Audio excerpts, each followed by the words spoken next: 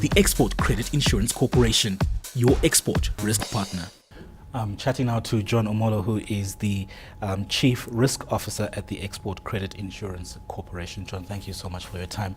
Looking at risk in the export and finance environment, what are the key risk factors that you highlight to your clients when you're chatting to them? Thank you. The risks that our clients typically face can be broken down into several buckets.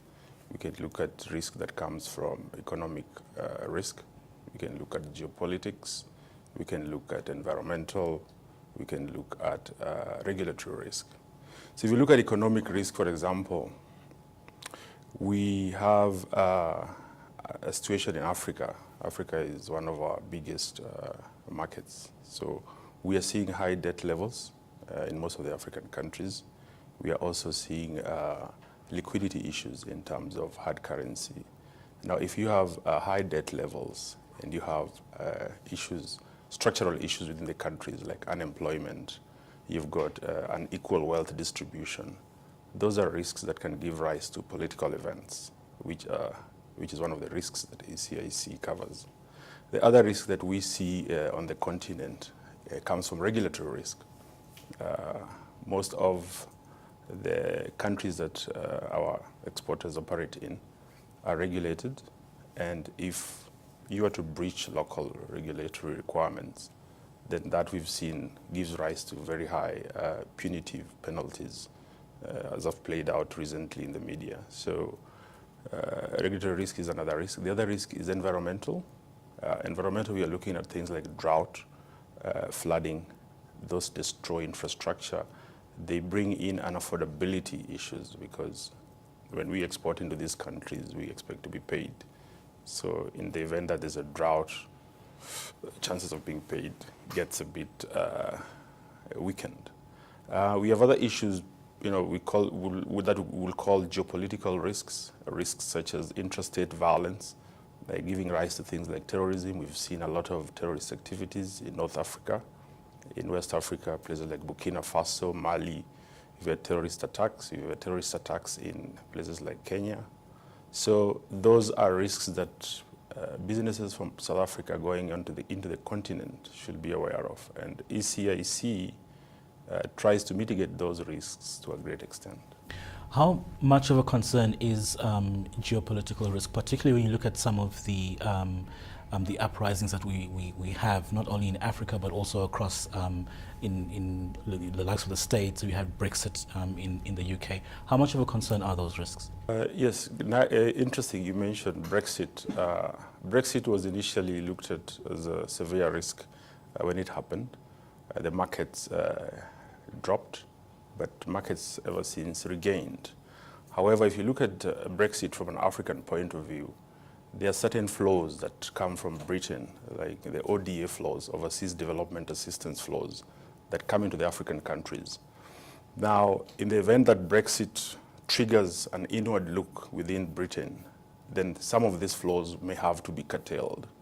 And in the event that that happens, then affordability issues will start to arise in some of these African countries that are dependent on ODA funding. All right, so you've mentioned some of those key affordability issues that will come up. What about opportunities that present themselves as a result of things like Brexit? Opportunities that come across, or rather arise because of Brexit happening. We are looking at things like increased demand for labor from Africa, because when Britain was within the EU, in terms of immigration, a lot of Eastern Europeans, migrated into Britain for cheap labor. Now, in the event that the immigration laws are restricted by Britain, this will give rise to more Africans going into Britain, and this will increase the remittance, or what we call diaspora remittance from Britain into Africa. So that will help some of the economies. I think Ethiopia is one of the big beneficiaries of diaspora remittances. Kenya, for example, Nigeria. So that will be a positive spin out of the Brexit. Just to end off with, let's look very quickly at the ECIC's role in mitigating some of these risks that we've identified. Typically, ECIC provides political and commercial risk insurance cover to South African banks who actually fund the exports from South Africa. So a bank who is funding, say, a project in one of the African countries will come to us for cover.